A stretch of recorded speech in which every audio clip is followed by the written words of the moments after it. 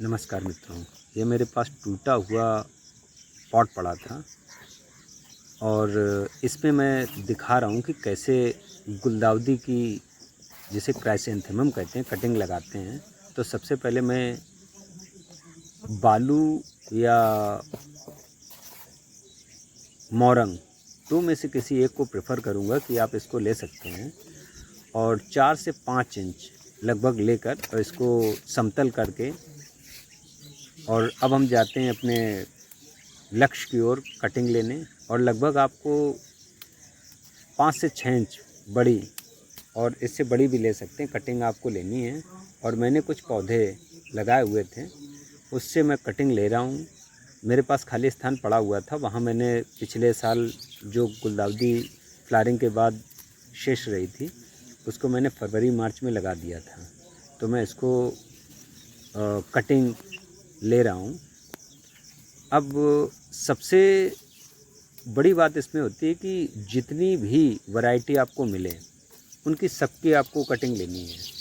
और इससे होगा क्या कि जो आपका मदर प्लांट है उसमें पिंचिंग भी हो जाएगी, और आपके लिए जो कटिंग है वो कटिंग भी प्राप्त हो जाएगी।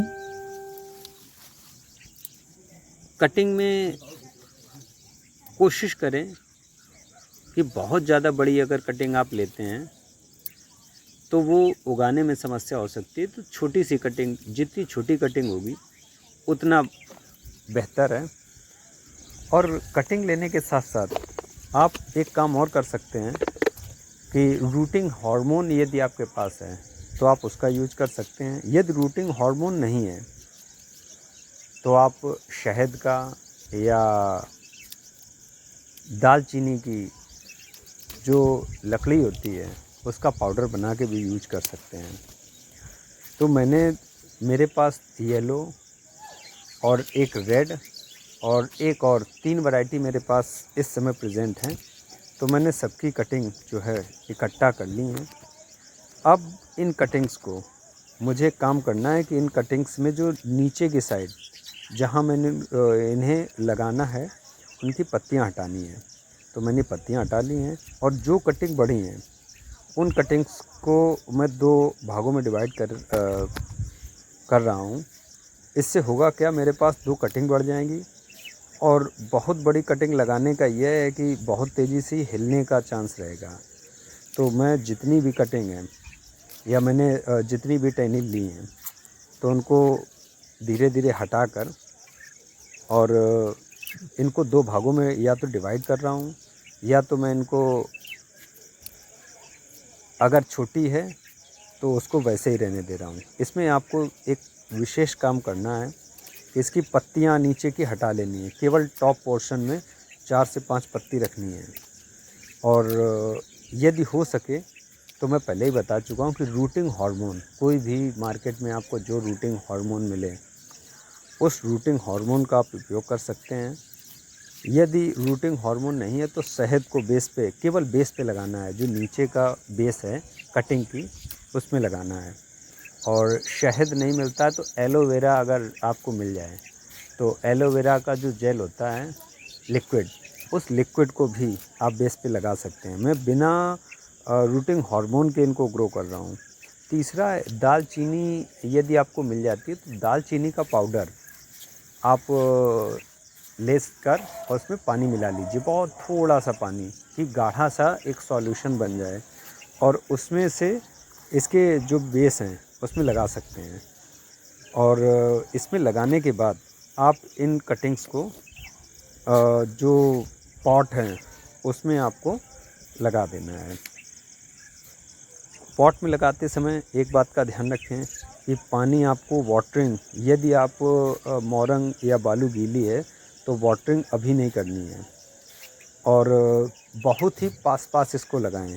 जिससे क्या है कि 10 से 15 दिन या 20 दिन में जैसे ये पौधा तैयार होता है तो आप इसको उखाड़ कर और नए पॉट में शिफ्ट कर सकते हैं।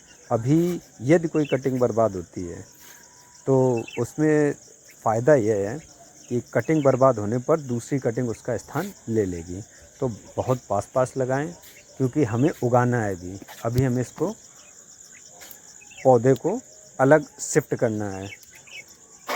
तो इसके बाद इस जैसे ही इस पॉट को आप कटिंग इस पॉट में लगा लें, तो इसके बाद इसको एक विशेष बात इसमें और ध्यान देनी है कि बरसात का सीज़न चल रहा है तो खुले में नहीं रखना है, क्योंकि बारिश यदि बहुत तेज़ी में होती है तो यह मोरंग बहाव पानी के तेज़ बहाव में बह सकती है।